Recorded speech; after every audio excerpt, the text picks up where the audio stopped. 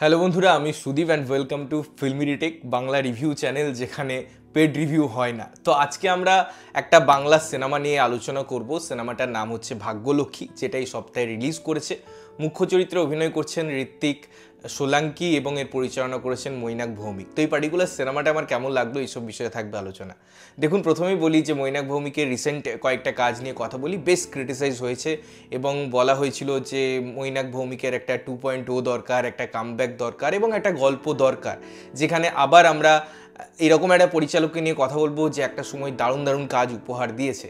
তো এবারে এই গল্পটা বা এই সিনেমাটা নিয়ে যদি কথা বলতে হয় তাহলে বলবো অবশ্যই এটা একটা মৈনাক ভৌমিকের কামব্যাক।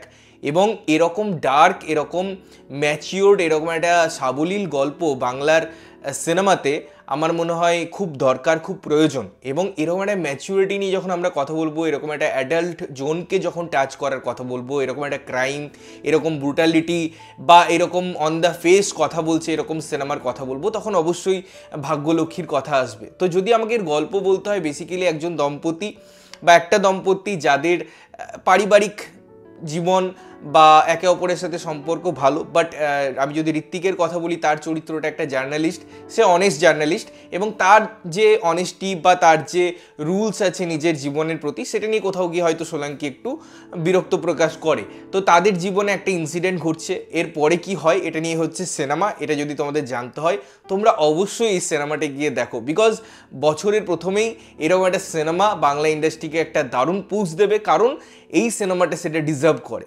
এবারে আমি যখন এরকম একটা গল্প বললাম যেখানে ম্যাচুরিটি আছে, যেখানে অন দ্য ফেস কথা আছে, যেখানে আমি যেমন বললাম যে একটু হলেও ভালগারিটি আছে বা একটু হলেও সেরকম অ্যাডাল্ট জোনে কথা বলছে গল্পটা, তো এই জিনিসগুলো না যখন আমি দেখব তখন আমাকে বুঝতে হবে যে তার ব্যালেন্সিংটা কেমন। এবং এই ব্যালেন্সিংয়ের কথাই এই স্ক্রিপ্টটা এবং তার এঙ্গেজিং ফ্যাক্টর দারুণভাবে ওয়ার্ক করে। থ্রুআউট স্ক্রিন প্লেতে আপনি কোথাও বোর ফিল করবেন না, পুরো 2 ঘন্টা আপনাকে টাইটভাবে বেঁধে রাখবে তার স্ক্রিন প্লে। যে ঘটনাগুলোকে আপনাকে সামনে দেখানো হবে বা আপনি সেগুলো দেখবেন, তার সাথে যে যে টেকনিক্যালিটিস অদ্ভুতভাবে কিছু কিছু জায়গায় ক্যাপচারিং, যে একটা অ্যাবস্ট্রাক্ট প্রেজেন্টেশন আপনাকে দেওয়া হবে, যে অডিও ভিজুয়াল ফিলটা আপনাকে দেওয়া হবে, যে কালার প্যালেটিং আপনাকে দেওয়া হবে, যেভাবে গল্পটার স্টেজিং আপনাকে দেওয়া হবে, এবং তারপরে চরিত্রগুলো তাদের পারফরমেন্স যেরকম দেবে, তার ফলে আপনি বলবেন না এটা একটা দারুণ সিনেমা।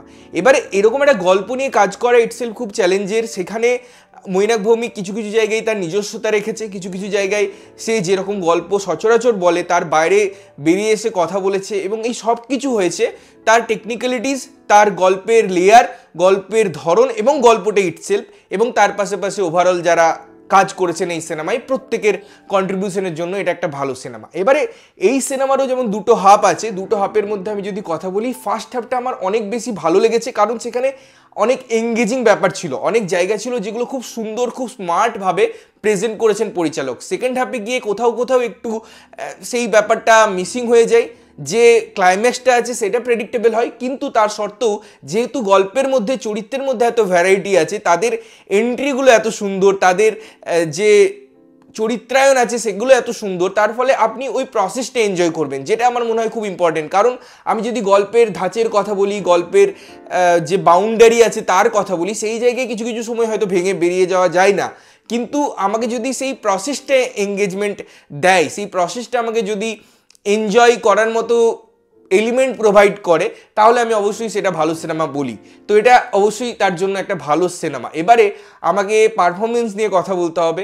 সেখানে আমার মনে হয় সবার খুব অভিনয় ভালো, তবে ঋত্বিক দা তার চরিত্রে, তার জায়গায় অনবদ্য, এবং নীল লাল চরিত্রগুলো হোক বা ইন্সপেক্টরের কথা বলি বা ভিলেনের কথা বলি, প্রত্যেকের চরিত্র বা সেটা ফিলটা বুঝে সেটা অডিয়েন্সের সামনে তুলে ধরা এবং গল্পের যেটুকু দরকার সেই লাইনটা মাথায় রেখে আমার মনে হয় সেটা খুব সুন্দরভাবে এসেছে। সুতরাং এই গল্পের মধ্যে কিছু কিছু লুফোলস আছে, কিছু কিছু জায়গা আছে যেগুলোতে আরও মনে হয় স্ট্রেংথ দেওয়ার দরকার ছিল, আরও বেশি ডেভেলপমেন্টের দরকার ছিল। কিছু কিছু জায়গায় হয়তো আর একটু গল্পের দরকারে সেটা বড়ও করা যেতে পারতো, সেটা স্ট্রেচও করা যেতে পারতো, গল্পের এন্ডিং যেভাবে করা হয়েছে সেটাও আর একটু হয়তো অন্যভাবে করা যেতে পারতো। তো এই স্কোপগুলো ছিল যেগুলো নিয়ে সবসময় আলোচনা হবে। ডিরেক্টর পার্সপেক্টিভের বাইরে আমরা যখন সিনেমা নিয়ে কথা বলবো তখন সেই আলোচনাগুলো অবশ্যই আসবে।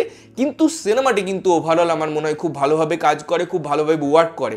এরকম অ্যাবস্ট্রাক্ট গল্প, এরকম থ্রিলার, এরকম জায়গা, এরকম অভিনয় আমার মনে হয় আরও দরকার। তোমরা যদি দেখেছো তোমাদের কেমন লেগেছে জানিও, না দেখে থাকলে অবশ্যই দেখো এবং দেখে এসে জানাও যে কেমন লাগলো। ততক্ষণের জন্য ভালো থাকবে, সুস্থ থাকবে এবং সবসময় ভালো জিনিস দেখবে। চ্যানেলটা যদি প্রথমবার দেখছো লাইক কমেন্ট শেয়ার করতে হবে, সাবস্ক্রাইব করতে হবে যাতে প্রত্যেকটা নোটিফিকেশন তোমাদের কাছে পৌঁছায়। দেখা হচ্ছে অন্য কোনো ভিডিওতে, ততক্ষণের জন্য টাটা।